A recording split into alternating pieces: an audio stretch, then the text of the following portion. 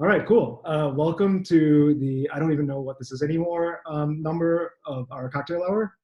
I think it's number 4. Honestly, like time has lost all meaning to me. So that's why we're doing this on Thursday. One joke we made earlier is that not only are we teaching how to make good drinks today, actually the format of this is typically is that we just pick a drink, we talk about the drink, we make that drink together, we drink that drink together, we drink a lot more drinks together. Like that's really it. So like there's both an instructional period portion of this and also like a hangout time period. Because I think this is what we need right now. But today, and actually really for the rest of this time, we're not just going to learn cocktail skills. We were joking earlier that we're going to learn survival skills because we're quickly moving towards this post-apocalyptic world in which like ammo and booze are going to be like the 2 currencies that we have left. You know, if you learn what to do with your booze, I think you're going to be a little more valuable to all the kind of like Mad Max cannibals that are going to take over the planet in like a couple of weeks. In any case, today we'll be doing the Mezcal Smash. I think you might have gotten the thing with all the ingredients. And today we're really, really lucky to have Kayla teach us. So if you're in gallery mode or if you just want to make sure that you can always see what she's doing, just click the upper right-hand corner, the 3 dots on the upper right-hand corner of her like screen pod, whatever you want to call it, and hit pin video, and that'll make sure that you've always got to see what she's doing. Cool. The last thing before I hand it over to Kayla as well is that another reason why we're doing this is because a lot of our friends in hospitality, bartenders, F&B folk, are pretty impacted by all the shutdowns that are happening right now. So, you know, we're really, really lucky to have folks that typically wouldn't be able to hang out with us during this time, hang out with us, like give us our hard-won knowledge. And so I would encourage you, just like if you're in a bar, like, you know, it's a good practice to tip your bartender. So I have to warn you right now that I and Kayla will be making like tiny little pledge drive things to ask you if you would be kind enough to tip your bartender. Totally optional, but you know, honestly, I think it's a nice thing to do. So without further ado, I'll pass it over to Kayla. If you want to introduce yourself a little bit, keep it going. What's up? So as Douglas gave me a great intro, I'm Kayla, originally from New York, but now I'm out in LA, heading up the bar program of a spot called American Beauty that's located in Venice, right by the beach. And being that we're in LA, we get a lot of requests. There's a mute on the bottom, but it's... Yep, we get a lot of requests for Mezcal drinks, particularly like, can you make me something spicy with Mezcal? So this is a great alternative to just a spicy Mezcal margarita. And it's really, you know, I wanted to give you guys another drink sort of template in your arsenal. So without further ado, we're gonna get started by grabbing our lemon. So if you all have a lemon or a lime or a piece of citrus, awesome. I'm gonna grab that. And we're gonna, so this is the top of the lemon and this is the bottom. We're gonna slice the lemon down the center and lay it cut side down on our cutting board, okay? So from there, we're gonna take one of the halves and cut it into 4 quarters. And the reason that we're slicing the lemon like this, there's obviously different ways you can slice a piece of fruit. You know, normally we slice it long ways because it's nice as a garnish to perch on the edge of the glass. But by cutting it like this, it's gonna be easier to muddle and we're gonna get a lot more of those juices and essential oils from the lemon peel. All right. So now that we've done that, the next little bit of prep that we have to do is slicing our chili pepper, our jalapeno, or in my case, it's a serrano. This part is kind of a crapshoot because peppers all have different levels of spiciness. So I actually tried to make this drink earlier and I used 1 slice and it was extremely spicy. So proceed at your discretion with the spicy chili. All right, cool. So if you have a cocktail shaker, that's great, but if not, you can use something like a mason jar, which is what I'm gonna use here. So into the mason jar, We're gonna throw in our slice of chili pepper and our 4/4 of lemon that we already sliced.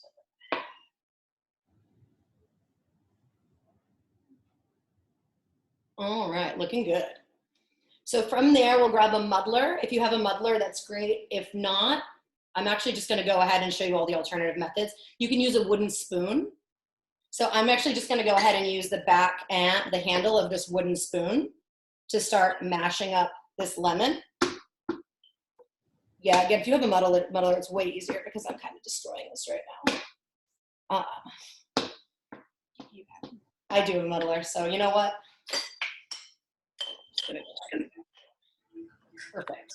So I think you might have noticed that we did, the recipe called for mint, and we didn't include the mint yet. That's for a reason. I think that in a lot of muddled drinks, people go really crazy with muddling their herbs, which never really works out the way you want it to, right? It can make things taste sort of like green, grassy, like chlorophyll. So I like to go ahead and then after I'm done muddling, to add about 8 or 10 mint leaves into the shaker just on top of the lemons. Awesome. And again, if you don't have mint, like I made this drink the other day with gin and basil, that works great. So it's okay to use basil for this drink? Yeah, absolutely. Okay. Definitely. Cool. Does everyone have their mint in their vessel that they are using or their alternative herb? Yeah. Oh, rosemary. Fantastic. Cool. My store is out of mint. There you go. Exactly. So this is like this drink is so great. The idea, like a smash cocktail, actually comes from like the 17 or 1800s. Jerry Thomas wrote about it in one of the original bartending guides. And there were actually a few of them in there, and they talked about muddling berries, they talk about muddling lemons, they talk about muddling all sorts of things. So essentially a smash is a style of drink that has something muddled in it. Cool. So the next thing we're gonna add is our bitters. I always like to add, start with whatever we're using the smallest amount of, that way you don't forget it. I'm not gonna be able to Sorry, do can this. you, how much of the herb did you use? Here and she's down. 6 or 8 leaves. Or if you're using like a rosemary, maybe like 1 or 2 sprigs. Just like a nice like pinch. And then cool, while you're getting that together, probably about 3 or 4 dashes of bitters right in to your mixing glass or cocktail shaker. Bitters are nice in this drink because they're sort of like the seasoning. It's like a little something extra that it's giving it some really nice nuances. So Angostura is great. That's what I like to use because it gives it a nice sort of like baking spice note. But honestly, you can use anything. Cool. All right, and then a little something sweet. So if you have a jigger, that's great. You're gonna put about 3/4 ounces of sweetener. If you don't have a jigger, a tablespoon, a measuring spoon, is equal to 1/2 ounce. So I'm just gonna go ahead here and use a tablespoon, a fat tablespoon of this honey syrup that I made. Kayla, how did you make your honey syrup? So I like to do my honey syrup 3 to 1. So mostly honey, just a little bit of hot water just to sort of loosen it up. But if you made it 1 to 1, that's totally fine. That just means that there's a little bit more water in your syrup. So you might want to add a little bit more based on how you like your drink to taste. Sorry, did you say 1/2 tablespoon? 1 tablespoon. 1 tablespoon, okay. 1 Thank you. tablespoon is equal to 1/2 ounce. Gotcha. Cool. And then the fun part is the booze. So we're gonna add 2 ounces of whatever you like to drink. For me, Mezcal for sure. Oh, you have a shot glass thing. Is this just one shot glass? Well, There's exactly. one One there. shot glass would be great.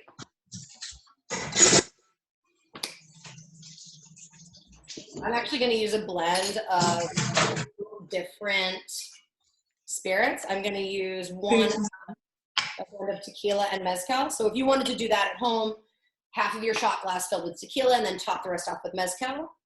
This makes it a nice sort of introductory drink for someone who doesn't usually drink mezcal. So sort of like dipping their toe in water. You can always split your base to like try out a new flavor. Meaning, so not using all of one ingredient, using most of one and then a little bit of the other to get you to that 2 ounce threshold. Cool. All right. Wait, I'm sorry. Does this make for 2 or 1 drink? 1 drink. Oh, okay, we're gonna share. Okay, that's okay. Just add more booze and then add a little bit more sugar. We'll do Okay. just double down on your liquor. Okay. Did you And pour put this a little one? bit more of whatever sweetener you're using. Okay. Thank you. Did you Yeah, pour and then Sorry? we'll straw taste it, and we'll see if if it needs a little bit more lemon juice, then we'll add just a little like raw dog, squeeze a lemon right into the glass. Like we're making these for ourselves, so like the point is that you enjoy it. So like do whatever you need to do to enjoy it. And Jenny, you can always just do it twice. I mean, Yeah, for sure. my feeling is that during the happy hour, like we never just make 1 drink. Yeah, you're right. Okay. So the next thing I like to do, and this is more like I guess like the bartender trick, is before I'm gonna ice down my shaker, I'm gonna get my glass ready. Because there's nothing more frustrating than having a drink ready to go and then nowhere to put it. So I'm gonna make sure that I have my glass ready, and I'm gonna fill that glass up with ice. It's my house, so I'm gonna use my hands. Cool. So once your glass is filled with ice, we can go ahead and ice down our shaker. I usually like to shake with using about 5 ice cubes. I find is like an appropriate amount, where it gives you sort of like a really nice level of dilution and gets the drink pretty cold. All right, this is the money shot, so is everyone ready? Ready? All right. Ready. Get it.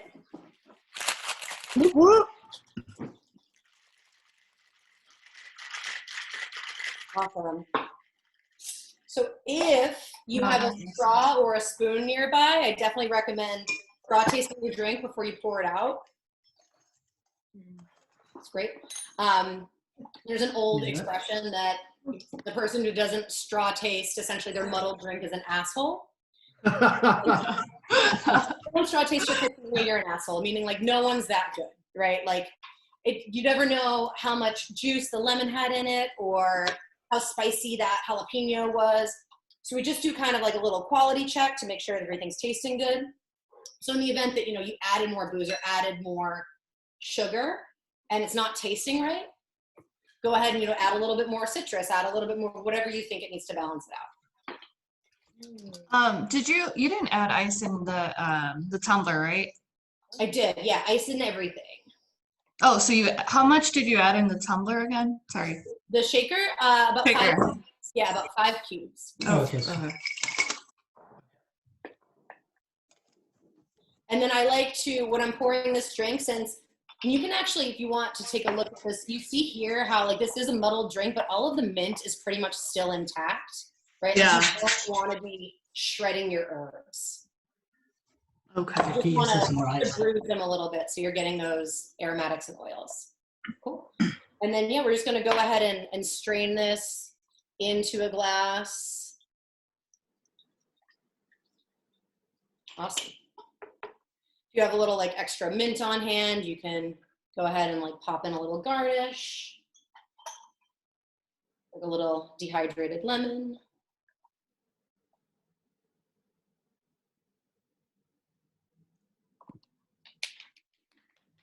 This is so good. Love it. Nice. Everything tasting good? Yes. Awesome. So something I like to do if the drink for whatever reason is too spicy, if your chilies were too spicy, Sometimes I'll put a pinch of salt like just directly into that drink, and that will really help dissipate some of the spice. Just a little pinch of salt right into the cocktail. Kayla, do you want to talk a little bit about how you got into agave spirits, and maybe just talk a little bit about agave spirits in general? Like, Oh yeah, for sure. versatile.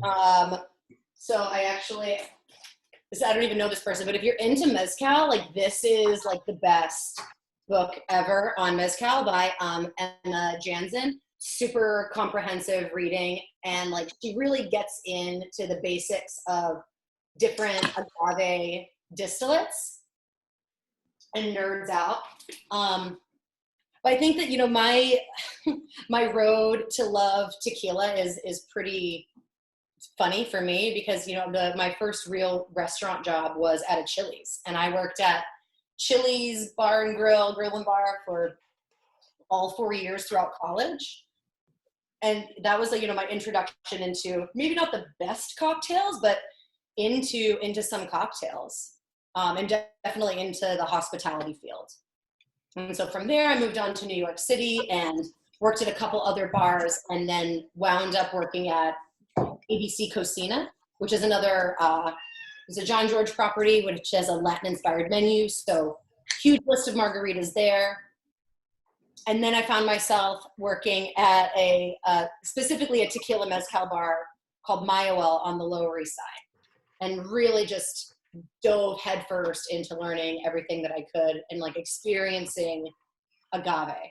And it's so cool because, you know, tequila to me is like wine to a lot of people, where it's really focused on terroir and the land that it comes from. And depending on how it's made, it can taste so incredibly different. So I've always really enjoyed nerding out about that. But does anyone here not know the difference between tequila and mezcal? I will admit my ignorance. Like me, I don't know. Tell me all about it. Yes, perfect. So they both come from the agave plant. Tequila can only be made from one type of agave plant, and that's the Blue Weber agave plant. So whenever you're buying tequila, you want to look for that label 100% agave. Something like a Jose Cuervo or some other brands are mixtos, and they're not 100% agave. So you always want to focus on that. So at its best, tequila is 100% blue agave and can only be made from blue agave. And mezcal can come from one of another 40 some varietals of agave plant. Usually the one they use is espadín. And so if you look on your bottle of mezcal, you probably find that it says maguey espadín or espadín somewhere on there. That's the most widely cultivated type of agave because it has a relatively short growth cycle. It only takes about 6 to 8 years to mature, whereas some of the other types of agave can take up to 25 or more years. Quick commercial break. Turns out that we're all drinking really good drinks. And how's everyone's drink so far? Is it good? Is it a good time? Mine's delicious. Yeah, it's really good. Cheers. Cheers. Cheers. Cheers. Yeah, in this time of cholera. I mean, COVID. Anyways, I wanted to use this moment again just to thank Kayla for all the knowledge she's dropped already and that she will be dropping so far. Thanks, Amy. Yeah, don't forget to tip your bartender. It's a nice thing to do. It's the human thing to do. And unless you're not a human. Is that a Venmo that's being held up there? Yeah, it's a Venmo. That's a Venmo. So I'm sure that our folks in F&B will always appreciate anything you can do to help this crazy. If you're seeing things like this coming to you from some of your favorite brands, Ford's Gin is doing one.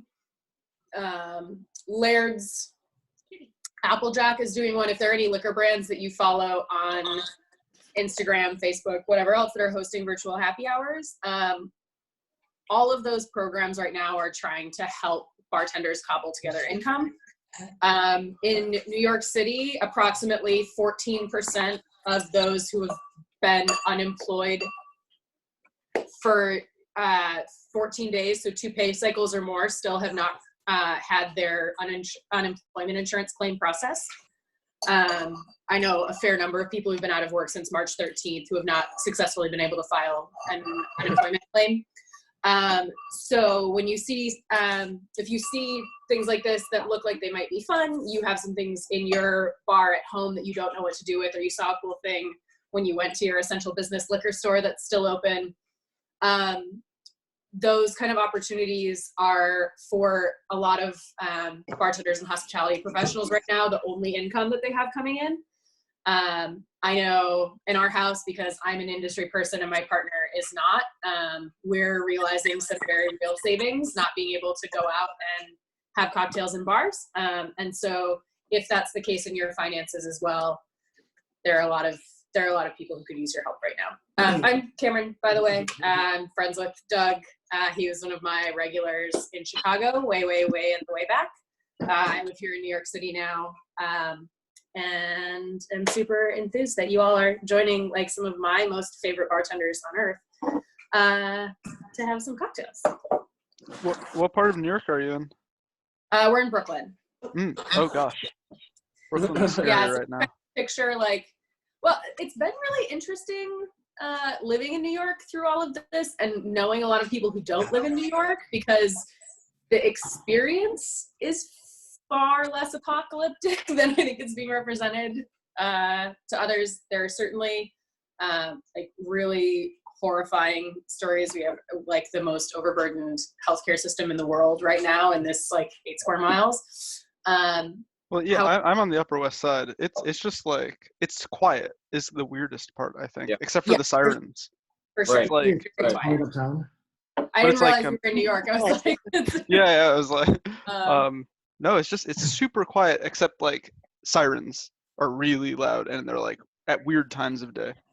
Yep, feel that for sure. Well, I'm thinking of you up on the Upper West. Neighbor Asher. Oh, I'll be in Chicago on Wednesday. I would say I'll see you there, but I won't see you. I'll be at home. I like that. Yes. Like a good girl. Yeah.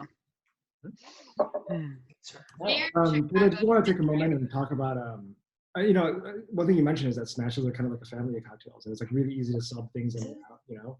Do you want to talk a little bit about that? Yeah. So I started digging and looking a little bit into cocktail families. And really the smash falls into the family of the sour. And so for those of you who've tuned in 4 weeks in a row, I think 2 weeks ago you did a bee's knees, right? Yep. So really this isn't like too much of a far cry from that. So we're thinking of cocktails, we think of sours as one family. Martinis martinis and Manhattans is another family. Collins is things with sparkling water. So yeah, I mean, I really like this idea for a cocktail that is a smash because it's so versatile. Like I said, you can use a lemon or a lime. Really, it's just a booze, an acid, and a sweetener. And then whatever else you have on hand, whether it's strawberry jam in your fridge, or it's some fruit that you have on the countertop that you have way too much of. Like I have a ton of clementines right now. So the other night I cut a clementine into pieces, muddled that up with a little bit of sugar, some rum, some club soda, and then essentially it was kind of like a clementine mojito sort of thing. Blood orange today. We got some blood oranges. Yes. Ooh, yeah. Amy, the blood orange rosemary combo. We've started expanding the breakfast booze options by putting the word breakfast in front of other boozes. Yeah. So we made a breakfast smash that was orange juice and raspberry jam and whiskey. Still counts. These are my people. Then we had breakfast margaritas. Amazing. Regular margaritas, but you have them at breakfast. Road tip.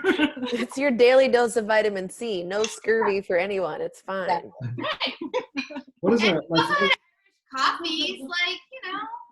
One of my favorite memes was the quarantine coffee, which is like, take a cup of coffee, add a margarita, take out the coffee. It's really just a margarita. Yep. That's life.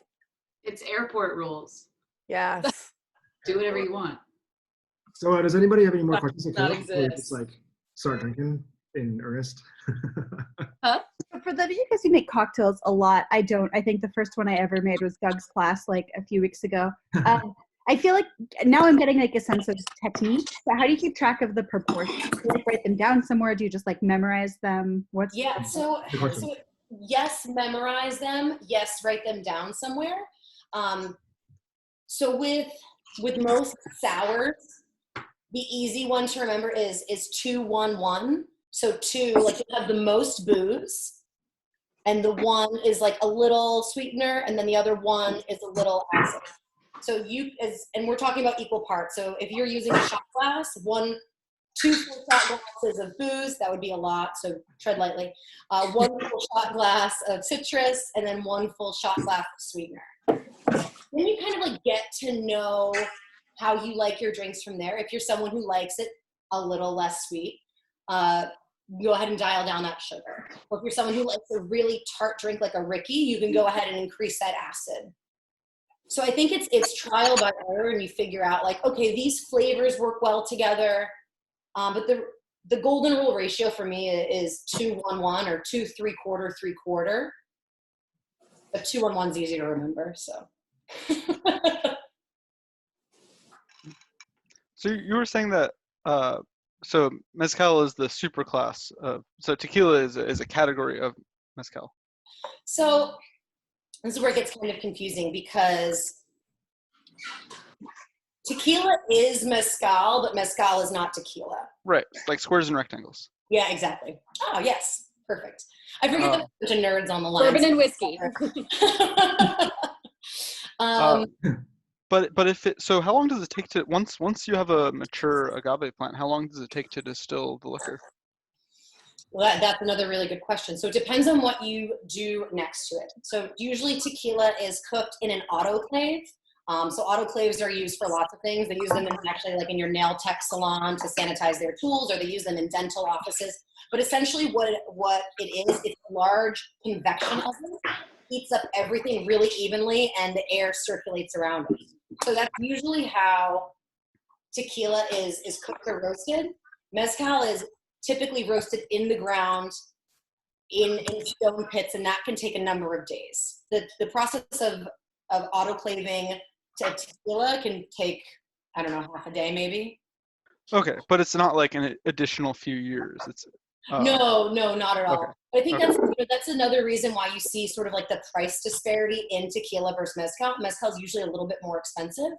It's because it's harder to grow, takes a little bit longer to cultivate, a longer cooking process. It's a lot more labor intensive.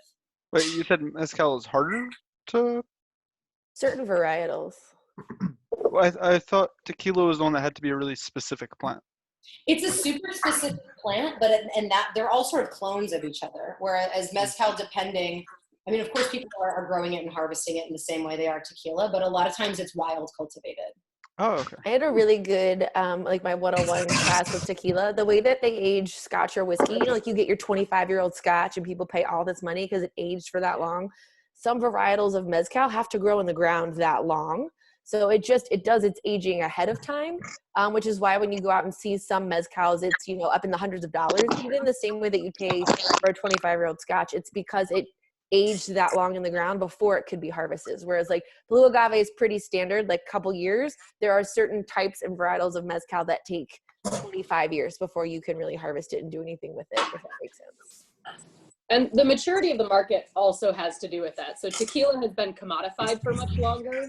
So we have fully industrialized cultivation of Weber blue agave, and that has some ramifications, right? So like most tequila, instead of allowing the piña basically to bolt like you would see with like a lettuce or a cabbage or a broccoli in your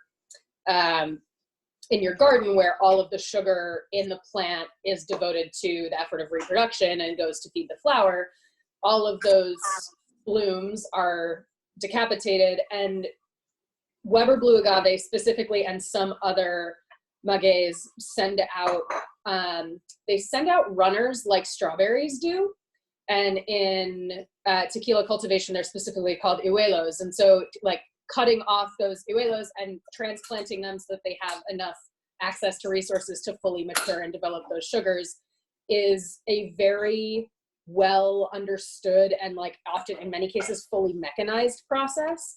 And so it's just not better, but certainly faster and less expensive right now to propagate tequila. That is changing a little bit as brands and producers start to look at the ecological impact of those practices. Like they've almost entirely destroyed a native bat population because they've relied on the agave flowers to survive, and they're completely disappearing now. So people are getting more tuned in and more responsible. Hey, does anybody know what makes mezcal smoky? Kayla, yeah. Because of the way we talked about it a little bit, but it's because of the way that it's cooked. So tequila, because it's cooked in essentially like a stainless oven that has no flavors imparted, with mezcal it's roasted. So they're actually setting it on fire. They're setting those piñas, those hearts and fours after it, like they're setting them on fire, and that's giving it that robust smoky flavor. And you said that's happening underground, so it's kind of like luau roasting your like a pig, like you dig out and then you can cover it in stone. Some people like heat up the stones. There's different ways to heat it, but then you cover it and it's like you create like a big roaster in the ground. Right. And so like a number of different things contribute to this level of smoke then that you get from that process. What wood is used to prime the pit is going to impart a different smokiness. There are definitely there is an indigenous varietal of mesquite that grows in a lot of in Michoacan specifically, but in a lot of the mezcal producing provinces. And every once in a while, you'll like take a sip of mezcal and be like, tastes like a barbecue. It's that mesquite wood that was used to prime the pit and really get the temperature going. The other thing that impacts it is the shape and depth of the pit. So if you think about when you're cooking things, like if you want to sear vegetables in a pan in your kitchen, right? If you want to get like a good hard sear on them before they fall apart from like steaming in their own moisture, you're going to choose like a shallow flat pan, right? So that you get more surface area for those vapors to escape and you get more contact with your heat source. If you want something to really like cook down and really become like wonderfully broken down and very moist, you're going to use like a Dutch oven with tall walls. And you can achieve the same thing with pit design choice. So if you want a mezcal that's a little bit more delicate, a little bit more fruit focused, less super, super smoky, you can dig that pit narrower and deeper, and it's going to trap more of that moisture as it cooks out of the piñas. The piñas are going to steam a little bit more, and they're not going to be quite as aggressively smoky. If you want something that's super, super smoky and super concentrated, you can do that more shallow pit. You get more contact with your heat source, which is going to caramelize those sugars more, give you more of those like roasty, toasty notes that are going to run over the fruit. And you're just going to have more evaporative loss. So it's going to concentrate that smoke flavor into the fruit before you go ahead and make your pulque and ferment. So you see similar choices made in tequila, actually, where like an autoclave is the most common method, but you also see brick hornos, which are brick ovens that do a better job of trapping moisture than a pit covered with dirt, because they are enclosed structures, but you're going to have more evaporative loss. They might be wood fired. You get these different things. So sometimes even in tequila, you'll get a little bit of smoke, and that can be a cue when you're tasting things if you want to make deductions about method. If you taste a little bit of smoke in your tequila, you're probably tasting horno baking. If you're tasting less smoke in your mezcal, you're probably tasting a deeper flavor. Oh, awesome. Thanks. Yeah, more information than you ever want. We appreciate it. I mean, like I said, this is one of the gifts. Like, you know, we get folks who like are really into this dropping knowledge, right? I mean, like, I know when I drink at a bar, I don't get that much knowledge because I'm mostly focused on getting drunk. But especially when Cam's making a drinks. But but yeah, it's a treat for us to be able to hear from this and like really think about, you know, just the things that go into our glass. Any more questions on Kayla? Or for Kayla, I should say. Kayla, did you try this recipe with agave? Yes, I have. I did, and I have. I find that the honey has a little bit more of like a floral note, as you might assume. Depending on your ratio of how much water you added to your honey to make the syrup, it might be more or less sweet than your agave. I find that that's why I just go ahead and straw taste and then sort of adjust my cocktail as need be. Mm-hmm. Do you prefer, like, is the 3-1 ratio, is it viscous enough to use in cocktails? Like, I started with the 3-1, but I usually do a 2-1, like just for the liquidity of it. But yeah, like 3-1, it never really pours the way I wanted to, but it does taste better. It's richer. Like this is pretty, it's like actually pretty good. But honestly, man, it's like whatever you like, whatever works for you. I'm not in the business of like telling people how to make their drinks. I just like want to help everyone improve their technique or maybe give you a few ideas that you might not have had before about things to use on your back bar. Hey, man. What's the most? Oh. Well, to give you feedback, my second one was better than my first one, so you're already doing a great job. And I also want to know what your cat's name is. I noticed you held it up earlier. His name is Donut. Oh.